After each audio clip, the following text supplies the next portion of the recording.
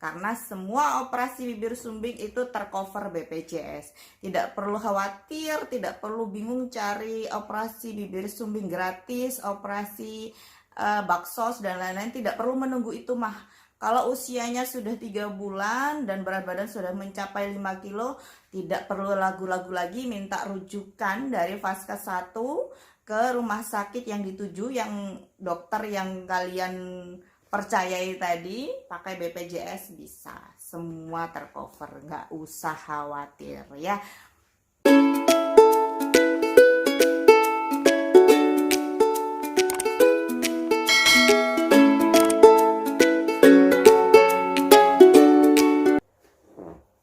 Halo ya Bunda, Assalamualaikum warahmatullahi wabarakatuh. Kembali lagi di channel keluarga kami. Kali ini saya akan sharing terkait tahapan perawatan bibir sumbing. Tahapan perawatan bibir sumbing itu bertahap ya Mam. Jadi tidak bisa operasi bibir sumbing, anak dengan bibir sumbing itu langsung dioperasi semuanya. Apalagi kasus seperti anak saya yang sumbing lengkap ya. Maksudnya sumbing lengkap adalah bibir dan langit-langit, kena semua gitu ya. Jadi tidak bisa mama sekalian itu berharap bahwa sekali operasi langsung dibenerin semua, tidak. Ada tahapannya. Kali ini saya akan sharing tahapannya mulai dari awal kelahiran sampai nanti dewasa. Yang pertama yang perlu dilakukan ketika kita memiliki anak bibir sumbing, ketika anak kita terlahir bibir sumbing, yang harus dilakukan, yang pertama kali harus dilakukan adalah screening hipotiroid kongenital. Penting banget melakukan screening hipotiroid kongenital karena anak dengan bibir sumbing bisa dibarengi dengan kelainan kongenital lainnya, seperti anak saya yang dibarengi dengan kelainan hipotiroid kongenital dan Down syndrome. Jadi tidak hanya anak dengan bibir sumbing ya Ma yang perlu pemeriksaan SHK, kalau kita bilang screening hipotiroid kongenital. Apa itu screening hipotiroid kongenital? Yaitu screening untuk mengetahui apakah ada kelainan hipotiroid pada anak kita apa tidak. Karena hipotiroid itu kalau tidak diobati secara dini, jadi kalau tidak ketahuan dini, kalau tidak diobati secara dini, yaitu sebulan sebelum kelahiran, maksudnya ketahuan sebelum 1 bulan itu bisa diobati. Tapi kalau ketahuannya di atas usia 1 bulan itu termasuk terlambat, bisa terlambat perkembangannya maupun terlambat terhadap perkembangan otaknya. Itu bahayanya hipotiroid kongenital. Maka dari itu saya imbau untuk Bapak Ibu sekalian yang memiliki anak bibir sumbing, jangan hanya memikirkan kapan operasi bibirnya, kapan bisa cantik, kapan bisa ganteng. Bukan hanya itu saja ya, tapi yang pertama yang harus dilakukan begitu lahir adalah screening hipotiroid kongenital. Kapan harus dilakukan pemeriksaan itu? Yaitu minimal usia 2 hari, 48 jam. Paling efektif adalah usia 48 jam sampai 72 jam, yaitu sekitar usia 2-3 hari. Tapi memang tidak semua daerah melakukan pemeriksaan itu ya, tidak semua daerah memiliki pemeriksaan seperti itu. Seperti anak saya kasusnya kan lahir di desa, waktu itu di Probolinggo. Tidak disarankan untuk periksa itu, tapi begitu saya kembali ke Surabaya baru saya melakukan pemeriksaan itu. Untuk lebih tahu tentang screening hipotiroid kongenital, kalian bisa lihat postingan saya yang sebelumnya ya. Selain screening hipotiroid kongenital, yang perlu dilakukan adalah screening pada bayi baru lahir yang lainnya. Jadi Bapak Ibu tidak perlu khawatir bagaimana caranya anaknya bisa screening hipotiroid kongenital, bisa dan lain-lainnya. Minta aja rujukan ke Vaskes 1 dengan diagnosa sumbing itu tadi. Kemudian minta rujukannya ke spesialis anak ya, ke poli anak, bukan ke poli bedah plastik. Jadi minta rujukannya ke spesialis anak, nanti di rumah sakit pasti akan dilakukan screening seperti anak saya. Yang pasti juga rumah sakitnya rumah sakit yang memiliki fasilitas lengkap ya. Seperti saya nih misalnya rujukannya ke rumah sakit UNER, alhamdulillah karena rujukan tersebut barulah anak saya ketahuan bahwa ternyata anak saya bukan hanya bibir sumbing saja, tapi ternyata ada hipotiroid kongenital juga, dan ternyata Down syndrome juga. Dan itu pun pemeriksaannya juga bertahap ya. Jadi pada waktu itu karena rujukan ke spesialis anak itu, anak saya dilakukanlah screening pada bayi, ya istilahnya untuk melihat karena prinsipnya itu tadi ya, anak dengan bibir sumbing bisa dibarengi dengan kelainan kongenital lainnya. Alhamdulillahnya dokternya benar-benar ini ya, waktu itu benar-benar melakukan screening, bukan hanya dilihat aja tapi ternyata dilakukan pemeriksaan T4 TSH itu tadi. Karena jadi gini mas, screening hipotiroid kongenital itu kalau waktu usia 2-3 harian sebelum usia seminggu bisa dilakukan ambil darah dari tumitnya. Tapi kalau sudah usia 1 bulan ke atas, anak saya waktu itu sudah usia 1,5 bulan mau 2 bulan, diambil darahnya lewat vena, dan itu dilakukan di Rumah Sakit Sutomo, dikasih rujukan sayanya. Kemudian selain dilakukan SHK, anak saya juga dilakukan screening yang lainnya, yaitu USG kepala. Dilakukan USG kepala, kemudian di eko jantung. Biasanya kadang ada juga anak yang bibir sumbing dibarengi dengan masalah jantung, entah PDA atau yang lainnya. Intinya kalau ada masalah jantung dan apalagi harus operasi jantung, pastinya harus operasi jantung dulu baru operasi bibir. Terus kemudian jadi anak saya itu dilakukan pemeriksaan eko, cek jantung, cek USG kepala, kemudian screening pendengaran, semua gratis pakai BPJS. Jadi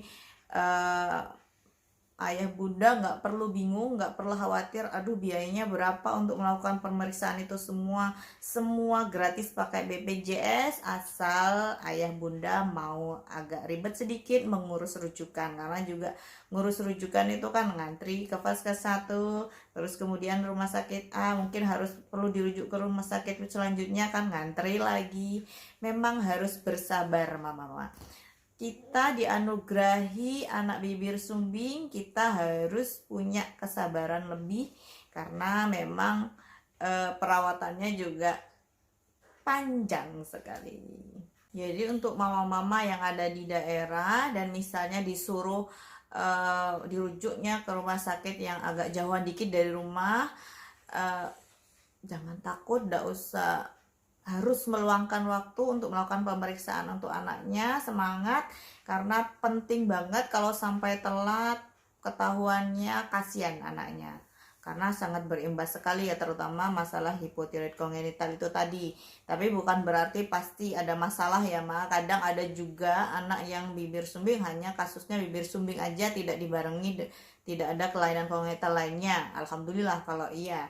Tapi jagani yang jelek harus minta rujukan dari Vaskes 1. Misalnya mama lahir di bidan, jadi kan fasilitasnya kurang lengkap ya, jadi pemeriksaannya perlu pemeriksaan lanjutan, minta rujukan dari Vaskes 1 ke rumah sakit yang memiliki fasilitas lengkap untuk melakukan screening itu tadi ya.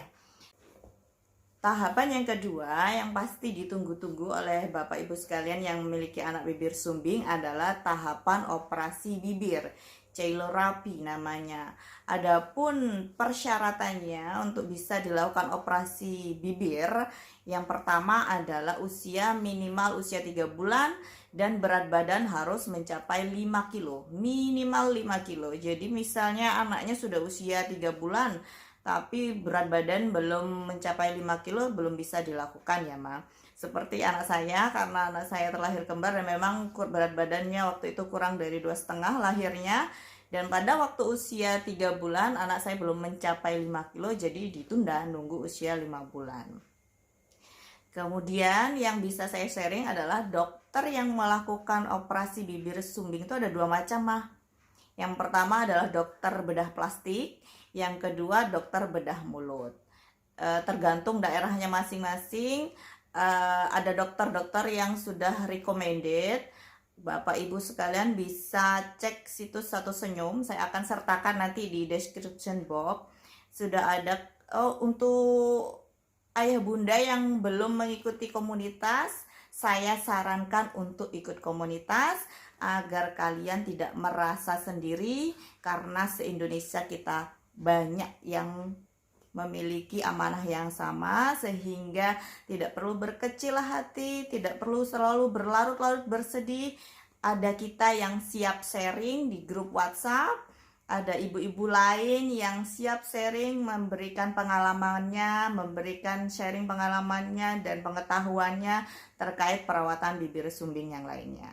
Monggo, jika ibu-ibu belum masuk grup bisa cek Instagram komunitas Satu Senyum, bisa minta lewat situ atau lewat situs komunitas Satu Senyum. Nanti saya sertakan ya. Lanjut ya. Untuk pemilihan dokter, kalian bisa lihat situs tadi atau tanya-tanya di grup, karena setiap daerah punya dokter yang recommended sendiri-sendiri. Misal di daerah A yang recommended adalah dokter spesialis bedah mulutnya, mungkin di daerah saya mungkin spesialis bedah plastik dan lain-lainnya. Karena memang dokter itu cocok-cocokan ya, Ma. Kadang bilang Ibu A bilang dokter ini bagus gini-gini, tapi Mama lebih seperti saya sendiri, saya cocok dengan dokter yang dibilang oleh rekomend dari SPOG yang merawat saya waktu hamil. Dan alhamdulillah memang hasilnya bagus ya, Ma, alhamdulillah seperti yang diharapkan. Untuk operasi bibir sumbing itu tiap dokter tahapannya masing-masing ya, beda-beda. Ada yang satu dokter promosinya sekali operasi langsung dibenerin hidungnya. Satu dokter yang lainnya bilang saya tidak benerin di tahap awal, nanti operasi hidung masih nanti, usia nanti lah. Seperti itu kalian bisa sebelum menentukan, bisalah konsul dokter A, misalnya dokter B, kemudian mana yang menurut kalian cocok, monggo. Karena semua operasi bibir sumbing itu tercover BPJS.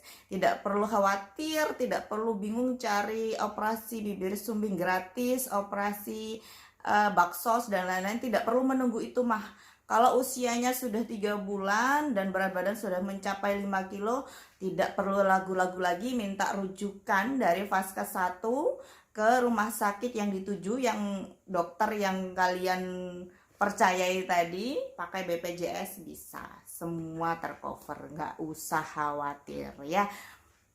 Kemudian yang tahapan berikutnya adalah tahapan operasi langit-langit.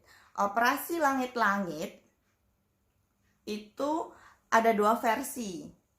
Kembali lagi saya bilang ada 2 versi, karena tiap dokter punya tekniknya masing-masing, punya prinsipnya masing-masing. Yang saya lihat di grup, saya kan juga ikut grup WhatsApp Satu Senyum ya, karena saya sendiri kan juga butuh support. Saya juga merasa tersupport oleh ibu-ibu yang di grup, merasa terbantu tentang perawatannya waktu operasi perlu bagaimana, itu saya sangat terbantu sekali dengan adanya komunitas Satu Senyum. Salah satunya yang bisa saya rangkum di sini sekarang adalah masalah dokter yang melakukan perawatan operasi palatoplasti, operasi langit-langit. Ada 2 macam. Yang pertama adalah dokter bedah plastik, biasanya prinsipnya sama. Dokter bedah plastik biasanya minimal usia 10 bulan. 10 bulan sudah bisa dilakukan operasi langit-langit dengan ada minimal berat badan sih. Anak saya waktu itu usia 10 bulan, berat badan 8 kilo, dokter ACC untuk dilakukan operasi langit-langit. Tapi karena pandemi ya, waktu itu ditunda karena hasil torak menunjukkan pneumonia, ditunda sampai akhirnya operasinya di usia 11 bulan. Jadi kalau operasi di bedah plastik biasanya minimal usia 10 bulan sudah bisa. Tapi kalau di spesialis bedah mulut yang saya lihat dari sharing ibu-ibu di grup itu kalau spesialis bedah mulut operasinya biasanya minimal usia 18 bulan. Mereka punya pertimbangannya masing-masing ya, Ma. Kalau ada yang menunggu usia 18 bulan katanya untuk menunggu matang semuanya. Tapi balik lagi ya, namanya operasi bukan hanya tergantung pada dokternya, tapi bergantung juga perawatan pasca operasi. Sepinter apapun dokternya, kalau waktu perawatannya seperti ya waktu operasi langit-langit itu kan harus banyak pantangannya ya. 7 hari pasca operasi harus benar-benar bersih, harus hanya minum susu atau air putih, nggak boleh makan dulu ya kan. Kalau kadang kan ada ibu-ibu yang nggak tega, aduh anaknya masa nggak makan, ini dikasih makanan, sedangkan masa seminggu, masa pasca operasi itu kan masa pemulihan ya. Kalau kena makanan ya otomatis, karena namanya lukanya di dalam ya, itu bener-bener deh kalau operasi langit-langit ini yang benar-benar menguras tenaga, menguras emosi, benar-benar kasihan gitu kan ngelihat anak. Waduh, kalian bayangin ya, sariawan aja rasanya menyiksa kan. Nah, ini luka di langit-langitnya luka, dan bukan hanya satu garis lukanya. Jadi kan pikiran saya waktu itu, kita kan awam ya, operasi langit-langit bolongnya di tengah nih anak saya, pas di tengah banget kan, sumbingnya sebelah ya, lubang yang di tengah lubang langit-langitnya satu, jadi lurus hidungnya yang belah itu tadi. Pikiran saya adalah operasinya ya tadi tinggal dijahit ya kan, ternyata operasinya jadi lubang nih di tengah, samping-sampingnya itu dilukai dulu, kemudian yang di tengah dijahit, baru samping-samping yang dilukai tadi dijahit. Jadi 3 jahitan. Jadi jangan kaget ibu-ibu kalau yang belum operasi langit-langit anaknya, nanti begitu operasi langit-langit, wong lukanya cuma 1. Kenapa? Garis jahitannya ada 3 gitu. Memang tekniknya seperti itu. Kalian bayangin ya, sariawan aja segitu sakitnya, dan itu 3 garis luka di langit-langitnya. Ampun, bener rewel. Dan memang harus siap mental, siap secara fisik, gendong, dan seperti itulah kalian akan merasakan. Memang harus sabar ya Ma. Jadi alhamdulillah sudah terlewati, dan kalau saya tega ya, jadi dibilang seminggu belum boleh makan, ya saya lakuin, dan alhamdulillah jahitannya jadi tanpa jebol, tanpa drama. Oke, balik lagi ya. Yang pertama screening hipotiroid kongenital, yang kedua adalah tahapan operasi bibir, yang ketiga operasi langit-langit, yang keempat adalah setelah operasi langit, 1 bulan setelah operasi langit-langit bisa dilakukan terapi wicara. Terapi wicara ini yang paling penting bagi saya ya.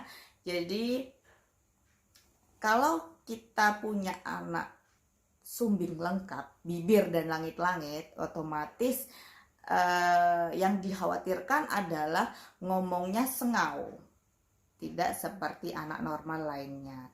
Yang perlu dioptimalkan adalah saat ini, yaitu waktu selain operasinya di waktu yang tepat. Jadi operasi langit-langit misalnya terlalu telat, misal usia 2 tahun ke atas baru operasi, ya bagaimana? Kasihan kan. Jadi maksudnya ya, kalau usia 3 tahun baru operasi, misalnya 2 tahun setengah baru operasi, dibandingkan yang usia 10 bulan sudah operasi, ya pastinya beda dong. Dia sudah terbiasa dengan langit bolong, dia sudah terbiasa dengan suaranya yang terhembus, maksudnya udaranya bolong kan dari langit-langit dan hidung. Jadi kalau operasinya dini, menurut saya pribadi ya, semakin dini operasinya, maksudnya dari usia 10 bulan sudah operasi, insya Allah lebih optimal. Tapi balik lagi memang setiap orang tua punya pertimbangannya masing-masing. Saya lihat di grup ada ibu-ibu yang menunggu, nggak tega usia 10 bulan kok sudah operasi langit-langit, ada yang seperti itu. Tapi kalau saya pribadi melihat anak yang awalnya makan kesedak-sedak ya kan, keluar dari hidung, kalau kita punya anak bibir sumbing dan langit-langit itu kan lihat ya, anak makan keluar dari hidung kesedak, kasihan. Tapi begitu selesai operasi, awal operasi itu biasa keluar lewat hidung, masih keluar tapi sedikit-sedikit gitu ya, kan penyesuaian ya. Kemudian 2 bulan berikutnya sudah benar-benar ngerasain anak saya makan tanpa drama keluar lewat hidung. Itu bahagia sekali saya sebagai orang tua. Usia setahun lah anggap sudah bisa makan normal seperti kembarannya, tidak keluar lewat hidung. Balik lagi, pertimbangan memang tergantung Bapak Ibu sekalian. Itu ya. Jadi yang selanjutnya memang tahapan tahapan terapi wicara. Terapi wicara sebaiknya dilakukan setelah operasi langit-langit. Kalau belum operasi langit-langit, percuma melakukan terapi wicara. Bukan percuma, kurang optimal ya. Terapi wicara untuk memperbaiki artikulasi. Terapi wicara bukan hanya memperbaiki artikulasi saja, tapi juga mungkin yang lambat wicaranya seperti anak saya juga bisa diperbaiki, dioptimalkan saat dengan terapi wicara. Terapi wicara bisa tertanggung BPJS kok mah, bisa minta rujukan dengan diagnosa sumbing atau dengan diagnosa speech delay, bisa ke rumah sakit yang memiliki fasilitas terapi wicara, atau juga bisa lewat umum di klinik atau fasilitas kesehatan yang melayani terapi wicara. Tapi harganya lumayan loh Ma, kalau umum sekali datang sekitar 150 sampai 200 ribuan. Jadi kadang bahkan paket ya, biasanya paketan paket 10 kali datang itu sekitar 2 jutaan. Jadi daripada membebani, sebaiknya pakai BPJS aja, gampang kok, tinggal minta rujukan kemudian ke rumah sakit yang bisa melayani terapi wicara itu tadi. Kemudian untuk tahapan berikutnya yaitu tahapan revisi hidung. Revisi hidung kembali lagi ya, bergantung dokternya, lagi-lagi bergantung dokternya. Kalau dokter yang merawat anak saya, prinsip beliau adalah perawatan rinoplasti atau operasi hidung, benerin hidungnya adalah di usia 4 tahun. Kadang ada di dokter yang lain ada yang bisa melakukan sebelum usia itu, monggo saja. Tapi kalau dokter saya penjelasannya begini, karena proses masih bertumbuh sehingga kalau saya benerin di awal, kalau kata beliau gitu, kalau saya benerin di awal itu nanti akan tetap turun lagi. Tapi kalau nanti usia 4 tahun insya Allah lebih optimal daripada saya harus benerin di tahap awal. Dan memang di grup itu lumayan sih ada yang sharing dibenerin waktu tahap awal tapi di usia berapa itu turun. Ada lagi yang dibenerin tahap awal ya masih tetap bagus sih, tidak semiring anak saya, paling enggak mungkin maksudnya paling enggak tidak sepenyet hidungnya anak saya gitu kan, karena bener-bener nggak dibenerin. Tapi balik lagi, memang dibenerin tapi ada muncul scar di sininya itu loh mah. Ya di sini, jadi ada yang dibenerin tahap awal biasanya gini, ininya dijahit bentuk gini, terus ininya dijahit-jahit juga hidungnya, jadilah muncul scar di daerah sini, bekas luka. Tapi kalau nggak bakat keloid ya tetap bagus aja. Tapi kalau punya bakat keloid itu yang agak kurang estetik jadinya. Balik lagi ya, semua serak-serakan karena bergantung pada orang tuanya juga. Oh saya pinginnya dibenerin di tahap awal semua. Saya suka dokter A, monggo ya kan. Kalau saya pribadi ngikut dokter yang merawat anak saya ini revisi di usia 4 tahun. Jadi anak saya membuat video ini di saat usia anak saya masih 3 tahun ya Ma. Jadi saat ini anak saya belum revisi hidung. Lanjut tahapan selanjutnya setelah revisi hidung di usia 4 tahun. Tahapan selanjutnya adalah usia 5 tahun, yaitu ortodontis, masalah gigi geligi. Anak dengan bibir sumbing itu pasti giginya tidak rata. CBL lengkap loh ya, saya bilangnya yang masalah bibir sumbing lengkap. Tapi kan ada yang bibir sumbing hanya bibir aja, giginya tidak ada masalah, rahangnya tetap normal seperti anak normal. Tapi kalau yang sumbing lengkap, seperti kasus anak saya contohkan kasus anak saya saja lebih gampangnya ya. Jadi anak saya sumbingnya di sebelah kanan, kemudian sumbing lengkap ya, jadi giginya itu mundur, yang sebelah sini mundur. Jadi kalau gini gak bisa seperti kita yang langsung gini, enggak. Jadi dia rahang atasnya yang sebelah kanan itu mundur. Jadi nanti memang perlu perawatan gigi ortodontis pas. Jadi ya kalau sekarang belum dilakukan ya, karena anak saya masih usia 3 tahun, tapi saya sudah konsul-konsul dan memang masih nanti perawatannya masih nanti usia 5 tahun. Apa perawatannya usia 5 tahun nanti? Yang pasti adalah kata dokter bisa pasang palatal expander, yaitu palatal expander itu untuk meratakan tadi ya, membenarkan rahang yang tidak rata tadi agar sama, atas dan bawah sama. Jadi di palatal expander, langit-langitnya yang atas dipasang palatal expander untuk itu tadi, untuk meratakan rahang, kata beliau waktu itu. Kemudian yang berikutnya adalah pasang kawat gigi agar rata. Dan itu tidak tercover BPJS ya, jadi saya sudah menabung mulai sekarang. Bismillah, diparingi rezeki. Untuk itu mama sekalian, bantu like, bantu komen, bantu share, dan subscribe channel ini agar mempermudah saya untuk melakukan perawatan bibir sumbing pada anak saya. Terima kasih untuk yang sudah subscribe ya. Kemudian lanjut ya pada tahapan yang berikutnya, yaitu tahapan operasi gusi. Kok banyak sih ya? Kalau yang lihat ini bilang banyak, sabar, bener. Waktu itu saya pas awal konsultasi pada dokter tentang perawatan itu, ya Allah panjang sekali ya dokter.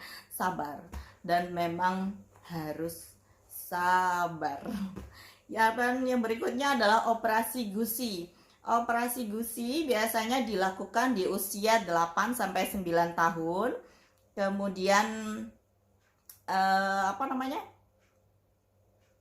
kalau bibir, dan dilakukan untuk yang kasus bibir sumbing lengkap ya. Jadi kalau yang hanya bibir aja ya nggak perlu, karena gusinya nggak ada masalah. Operasi gusi jadi setelah dilakukan, ada tuh yang saya lihat yang sudah sharing, yang sudah ABG, yang sudah usia yang sudah lakukan operasi, itu memang pasang kawat gigi dulu. Sekilas kalau kita lihat giginya sudah rata, giginya sudah ketutup gitu loh mah, sudah ketutup, tapi ternyata gusinya bolong. Jadi pasang kawat gigi itu kan meratakan ya, mendekatkan yang renggang itu tadi, seperti punya anak saya saat ini kan masih benggang karena masih belum dilakukan kawat gigi. Kemudian meskipun sudah rata, ternyata gusinya masih bolong. Dilakukanlah nanti operasi saat usia 8-9 tahun itu tadi dengan bone graft namanya. Diambil tulang dari bisa tulang iga sama tulang apa ya lupa. Itu nanti dikasih tulang, disubstitusi tulang dari tubuhnya sendiri, kemudian dipasang di gusinya yang bolong itu tadi. Itu operasi bone graft kalau medisnya bilang ya. Tapi anak saya kasusnya sudah dilakukan bukan bone graft, EGPP, existing gingivoperioplasty ya. Saya kasih linknya nanti ya. Dan memang jarang sekali dilakukan. Waktu itu saya juga sempat ragu, sempat bingung. Karena yang saya tanya-tanya di sharing di grup, gak ada yang dilakukan hal yang sama dengan saya. Karena dokter saya spesialis kraniofacial ya. Rata-rata bapak ibu itu kan operasinya dengan spesialis bedah plastik yang estetik. Kalau kraniofacial ya itu lebih spesifik lagi, mungkin ilmunya beda. Beliau punya terobosan baru, operasi di tahap awal, operasi celurapi, yaitu operasi pada waktu operasi bibir itu dipasang tulang palsu, tulang sintetis, bukan tulang palsu, tulang sintetis, tulang buatan dipasang di alveolar namanya, di antara gusi dan hidung apa ya, pokoknya dipasang, dilakukan teknik itu pada anak saya. Saya belum bisa sharing benar-benar kelebihannya apa tidak, karena memang kata dokter harapannya adalah dipasang tulang sintetis pada tahapan awal, harapannya adalah Yasna tidak perlu dilakukan operasi bone graft saat usia 89 tahun. Saya sertakan nanti, saat ini usia 3 tahun, posisinya seperti ini. Saya sertakan ya nanti. Saat ini ya masih bolong sih, tapi memang kan berproses. Masih berproses, masih bertumbuh. Harapan saya sama seperti yang dibilang dokternya. Bismillah, usia 89 tahun tidak perlu operasi gusi, sudah rapat dan tidak bolong. Karena sekarang masih 3 tahun, masih bolong dikit, masih bolong sih. Mungkin bisa sharing apakah sama ibu-ibu yang lain yang tidak dilakukan seperti anak saya, yang tidak dilakukan seperti anak saya, apakah sama saja? Silahkan komen di bawah ya untuk sharing. Itu yang bone graft, insya Allah itu tahapan terakhir, bukan terakhir sih kata dokter, tahapan final itu nanti usia 15 tahun, misalnya hidungnya masih agak menceng, dibenerin, itu nanti usia 15 tahun. Itu tadi ya yang bisa saya sharing terkait tahapan perawatan bibir sumbing. Memang panjang ya perjuangan kita sebagai orang tua masih panjang. Saya sendiri masih ada di tahapan terapi wicara, masih usia 3 tahun. Saya masih perjuangan dari terapi wicaranya agar anak saya bisa bicara normal seperti kembarannya. Doain ya Bismillah, kita semangat sebagai orang tua. Jangan terlalu bersedih untuk mama-mama yang baru melahirkan anaknya, baru tahu anaknya terlahir bibir sumbing. Sabar. Udah, itu satu kata, tapi bener-bener harus memang ada di hati kita, sabar. Mama pasti akan pasti bisa melewatinya ya. Akan merasakan seperti yang akan saya rasakan. Dulu saya juga sama kok. Saya juga nangis, pasti manusiawi sebagai seorang ibu melihat anak terlahir tidak sempurna, itu nangis, itu sudah pasti lumrah. Sebagai manusia kita kecewa, nangis itu lumrah, tapi tolong jangan terlalu lama bersedihnya. Bangkit, ayo bangkit. Screening jangan lupa ya, saya selalu mengingatkan kepada ibu-ibu, screening hipotiroid kongenital. Bahkan anak yang terlahir sempurna pun bisa hipotiroid loh Jadi apalagi dengan anak yang kelainan kongenital ya, bisa dibarengi dengan kelainan kongenital lainnya. Semangat, dilakukan screening, tetap bangkit. Ibu-ibu pasti akan merasakan yang seperti yang saya rasakan nanti. Apa maksudnya? Yaitu sama, saya juga dulu sedih, itu pasti nangis juga iya. Akhirnya saat ini, saat sudah terlewati, saya kadang bilang sama suami, ternyata sudah lewat ya. Badainya sudah lewat, sekarang tinggal kerikil-kerikilnya. Ya, namanya hidup ya, pasti selalu ada masalah, selalu tidak akan sepi dari masalah.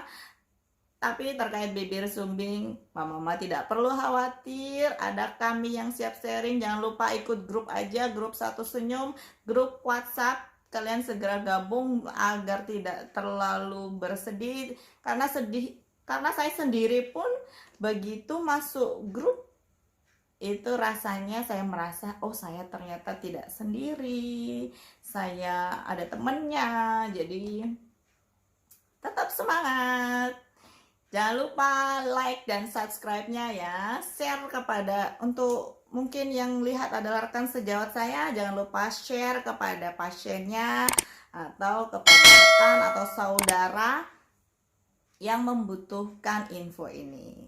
Terima kasih sudah menonton sampai akhir. Semoga bermanfaat. Assalamualaikum warahmatullahi wabarakatuh. Jangan lupa tekan like dan subscribe-nya ya.